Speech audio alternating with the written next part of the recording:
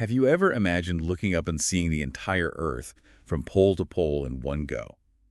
Well, tonight we're taking a deep dive into a space mission that's about to do just that. It's called FRAM-2, and it's a private spaceflight mission that just launched from Kennedy Space Center. A truly groundbreaking mission. Yeah. Because FRAM-2 is aiming to be the first crewed mission ever to a polar orbit. It's like the last frontier of human exploration in low Earth orbit. And we're going to break it down for you tonight using some really cool information from recent reports. We'll try. Our mission, if you will, is to figure out just why this mission is so important, who are these people going to space, what do they want to accomplish up there, and what makes a polar orbit so unique and challenging for humans to reach. Right. Well, for starters, let's talk about the launch itself.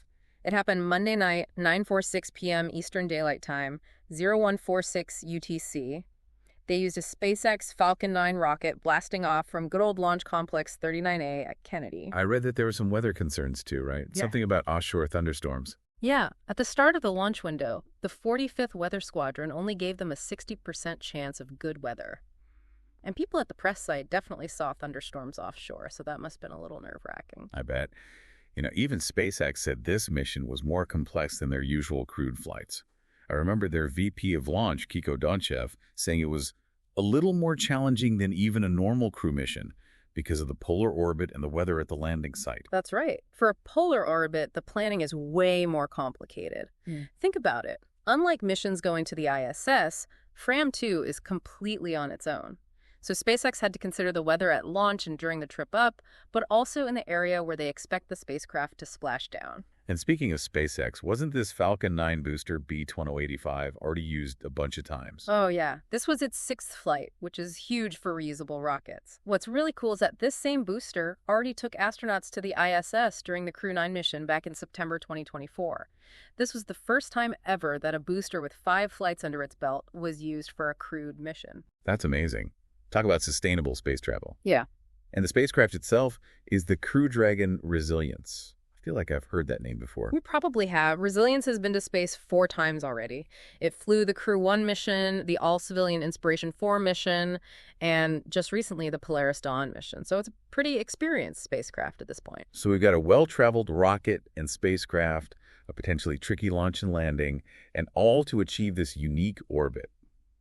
Now let's talk about the people on board. We have 4 astronauts, and get this, they're all first-time space travelers. Pretty impressive for such an ambitious mission. It is. Well, first we have Chun Wang, a resident of Malta. He's a cryptocurrency entrepreneur who co-founded F2 Pool and Stakefish. He actually funded this entire mission, and he's also the mission commander. It really shows how private companies are really pushing the limits of space exploration nowadays. Talk about believing in your dreams. And then there's Jannicke Mikkelsen, right? Yeah, she's a Norwegian cinematographer from Svalbard, and she's the vehicle commander for FRAM-2. With her film background, especially in tough environments, she's got to be a valuable asset to the team. Plus, she already did a polar circumnavigation flight in 2019, so having that real-world experience in polar regions must be super helpful on this mission. Makes sense. So who else is on this super international crew? We've also got Rabea Raj. She's German and an Arctic robotics researcher, and she's piloting the mission. And last but not least, Eric Phillips, an Australian polar guide, is the mission specialist and medical officer. It's amazing to see such a diverse group of experts working together on this. Absolutely. A cryptocurrency expert, a polar cinematographer, an Arctic robotics whiz, and a polar guide. You don't see a team like that every day. It's really a testament to the unique nature of this private space flight. Now, the big thing about this mission is the polar orbit. Can you explain what a polar orbit is exactly? Sure. So a polar orbit basically goes around the Earth, passing over the North and South poles. Imagine the Earth as a spinning top. Most satellites go around the Earth like a belt around the middle. But a polar orbit goes over the top and bottom of the Earth, so it's at a 90-degree angle to the equator. This way, as the Earth spins, the spacecraft eventually passes over every single spot on the planet. So unlike the ISS, which orbits at an angle, FRAM-2 will be flying directly over the poles. Exactly. The ISS doesn't go anywhere near the poles. That's what makes FRAM-2 so special compared to other human space missions. They've even said this mission will achieve the highest inclination flown by humans. That sounds like they're breaking records.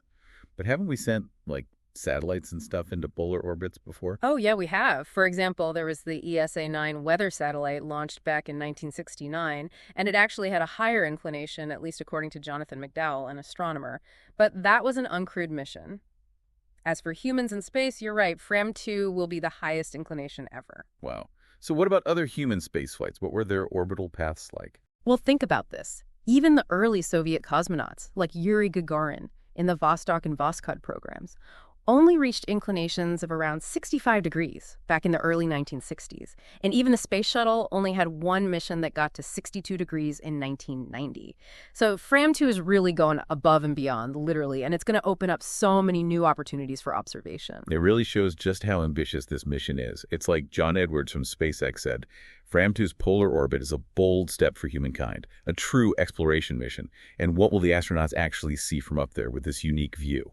Well, they'll be orbiting at about 267 miles above Earth. And because of their path, they'll go from pole to pole in a little over 46 minutes. Imagine seeing the entire Arctic and Antarctic regions whizzing by like that. It's a view almost no one has ever seen. That is so cool. And I heard they also have some plans for scientific observations, like studying some weird light emissions. Yep, they're hoping to use the cupola on the Crew Dragon Resilience, that dome with all the windows, to get a clear view. They want to look at these unusual light emissions that are kind of like auroras, but from this totally unique angle. It could teach us a lot about our planet's atmosphere and magnetic field that we just can't learn from other orbits. That's fascinating. But it's not all about pretty lights, right? They have a whole bunch of science goals packed into this short mission. Totally. According to their website, their big objective is to unlock new possibilities for human spaceflight and provide a deeper understanding about our planet and its polar regions. Shun Wang himself even said they want to bring back new data and knowledge that can help us with long-term space exploration and make space accessible to more people. And they're doing a lot of experiments in just a few days up there, like 22, I think. That's right. 22 different science experiments and tech demos in just 3.5 to 5 days. They're covering a lot of ground, scientifically speaking. Like what? What kind of research will they be doing up there? For one, they'll be monitoring the astronauts' glucose levels, which is super important for understanding how microgravity affects the human body. They're also going to try growing mushrooms in space, which is a pretty wild idea for a potential food source on longer missions. Mushrooms in space? That's amazing. Yeah. What else? They're also looking into how spaceflight affects women's reproductive health, which is a field that needs more research. Plus, they want to take the first ever X-ray images of a human in space, which could totally change how we do medical checks on astronauts. And they'll be studying how restricting blood flow during exercise can help astronauts keep their muscle and bone mass in space. All of this is crucial for future long-duration missions to places like the Moon and Mars. It sounds like a super focused research lab flying over the poles. Yeah. It makes sense now why they named the mission FRAM 2. It's a nod to history, right? Definitely. It's named after the Norwegian ship FRAM that was super important in exploring the North and South Poles back in the late 1800s and early 1900s. FRAM means forward in Norwegian, which is pretty fitting for a mission pushing the boundaries of space exploration. It's cool how they're connecting this modern space mission to those early polar pioneers. The name FRAM 2 really captures that spirit of discovery. But this mission is a lot shorter than a typical stay on the ISS, isn't it? Yeah, they only expect to be up there for about 3.5 to 5 days. That means they have to rely on the life support and supplies they brought with them in the Crew Dragon Resilience.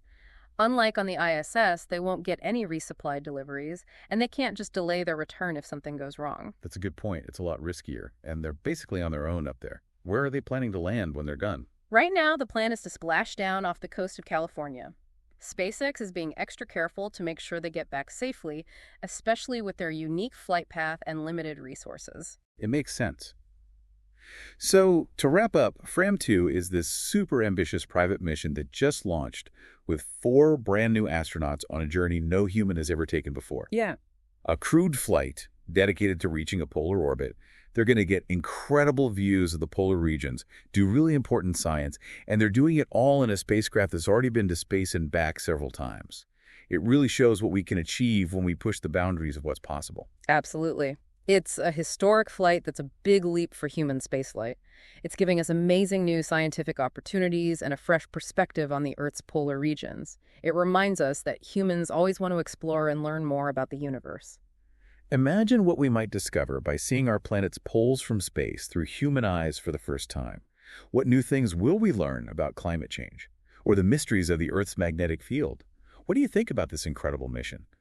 Let us know. And if you enjoy these deep dives into the unknown, make sure to subscribe for more. We'd love to hear from you.